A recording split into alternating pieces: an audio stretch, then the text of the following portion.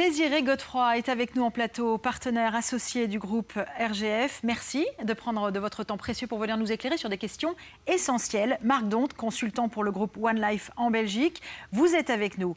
Très concrètement, Désiré, quand et comment transmettre son patrimoine ? C'est une bonne question, Charlotte. Une majorité de Belges ne le font pas. Ils n'anticipent pas cette période. Oui, les statistiques sont révélatrices. Il y a à peu près 85% des Belges qui ne sont absolument pas préparés ou ne veulent pas se préparer pour des raisons qui sont diverses. Les gens se disent que ce n'est pas le bon moment, qu'ils ne vont pas mourir aujourd'hui, qu'ils sont immortels.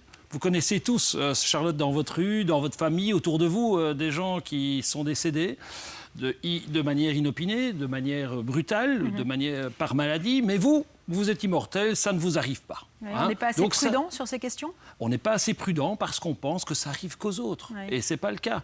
Je ne suis pas assez riche pour commencer à étudier la question. On pense que c'est réservé qu'à une classe bourgeoise. Et en fait, c'est tout à fait démocratique. C'est-à-dire qu'une classe moyenne, quelqu'un qui a un immeuble de rapport, un bien familial et quelques centaines de deniers sur son carnet de dépôt, eh bien, il est déjà concerné. Parce que la facture de l'impôt, elle est énorme. On parle de 30 à 65%, 30% en ligne directe de droits de succession. Donc... C'est ce point-là peut-être qui peut nous motiver ou qui peut motiver nos téléspectateurs à réagir, à anticiper. C'est la facture de l'impôt. Bien sûr, il y a des déconvenus, il y a des enfants qui se retrouvent, je ne dirais pas SDF, mais dans des circonstances aggravantes. Ils doivent payer l'impôt des droits de succession et ils doivent revendre des actifs. Et vous savez qu'il y a un décalage au niveau du temps. Certains se disent qu'ils ne sont pas concernés, pas assez riches. D'autres se disent que leur famille est trop compliquée, l'arborescence de la famille. Ça veut dire qu'ils sont en indivision sur pas mal de biens et que ce n'est pas bon pour eux. Certains pensent qu'ils ne vont pas pouvoir vivre éternellement avec l'argent qu'ils ont fabriqué. Ça veut dire qu'ils se retrouvent à la retraite avec une somme d'argent. Ils ne veulent pas donner, ils veulent reporter. Et certains autres se disent qu'ils ont besoin de cette rente pour continuer à fonctionner après le décès. Est-ce que vous diriez que l'immobilier est peut-être le meilleur outil pour transmettre son patrimoine ? Alors, l'immobilier est un édifice, effectivement, qu'il faut utiliser. 75% des Belges sont propriétaires et donc, effectivement, c'est une chose. Alors, comment faire pour, effectivement, transmettre son patrimoine lorsqu'on a de l'immobilier ? Alors, il y a ceux qui vont acheter. Alors, à eux, on leur propose en fait de faire une donation en valeur mobilière à leurs enfants. Les enfants, de ce fait-là, vont acheter la nue propriété et eux vont conserver l'usufruit.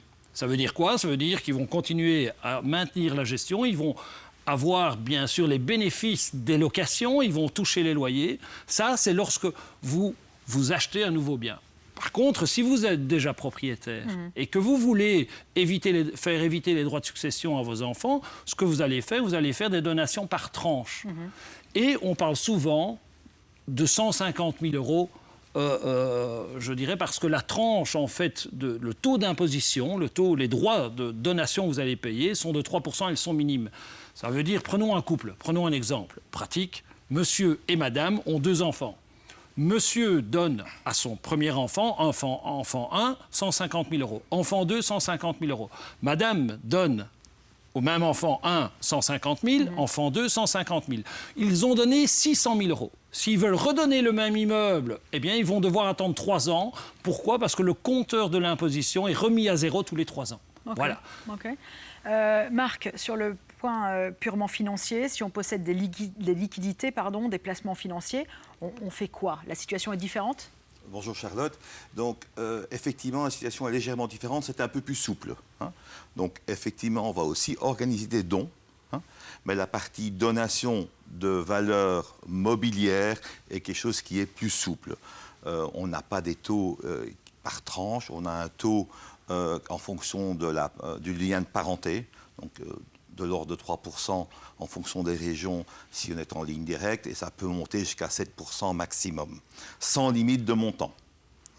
On peut aussi donner sous seing privé, sans payer de droits de donation, mais à ce moment-là, on doit survivre une certaine période, 3 ans dans certaines régions, 5 ans en Wallonie. Une fois qu'on a donné, la plupart des gens préfèrent garder un espèce de contrôle sur cette donation. Et là intervient du côté bancaire la donation d'un compte-titre avec une société civile qui permet de laisser la gestion chez les donateurs et de garder un certain contrôle sur l'opération. Mais la société civile est assez structurée, il faut une certaine comptabilité, donc c'est un petit peu plus compliqué dans sa mise en œuvre. On peut aussi donner et organiser un contrat d'assurance derrière la donation. À ce moment-là, à partir du moment où les parents sont bénéficiaires du contrat et gérants du contrat, de façon très simple, ils gardent un certain contrôle sur l'opération et malgré tout, d'un point de vue fiscal, la donation a été faite. Donc, si je prends un petit exemple, je suis marié avec mon épouse, j'ai 2 enfants, je donne à chacun de mes enfants 500 000 €. Chacun de mes enfants prend un contrat d'assurance, donc il est bien à son nom, mais en tant que parent, j'ai un pouvoir de gestion sur ce contrat et je suis bénéficiaire acceptant du contrat. Donc, l'enfant ne pourra rien faire sur le contrat sans m'avoir demandé une autorisation. Ça rassure effectivement les parents. Pour conclure sur cette partie-là, vous vouliez rajouter quelque chose? Oui, je voulais dire quelque chose parce que là, je suis parti vers la donation verticale, des parents vers les enfants. En Belgique, il y a aussi des droits de succession entre époux. Et là, le contrat d'assurance a quelque chose d'unique à offrir qui permet d'éviter, dans la plupart des cas et dans chaque région du pays, les droits de succession entre époux. C'est ce qu'on appelle la co-souscription. Et c'est intéressant. Vous avez pas mal insisté, et pour conclure sur cette thématique, vous avez pas mal insisté sur le contrôle. C'est un point important. Les parents, de leur vivant, ont envie de contrôler leur argent jusqu'à leur dernier souffle, même s'ils ont tout prévu? Oui, tout à fait. Oui. Tout à fait. C'est ce qu'on appelle le syndrome Ferrari. On veut éviter le syndrome Ferrari. Les parents veulent éviter que l'un de leurs enfants dépensent tout l'argent reçu dans des futilités. Oui. Et donc, ce contrôle les rassure par rapport à ça. Et je dirais même, leur permet de passer à la donation.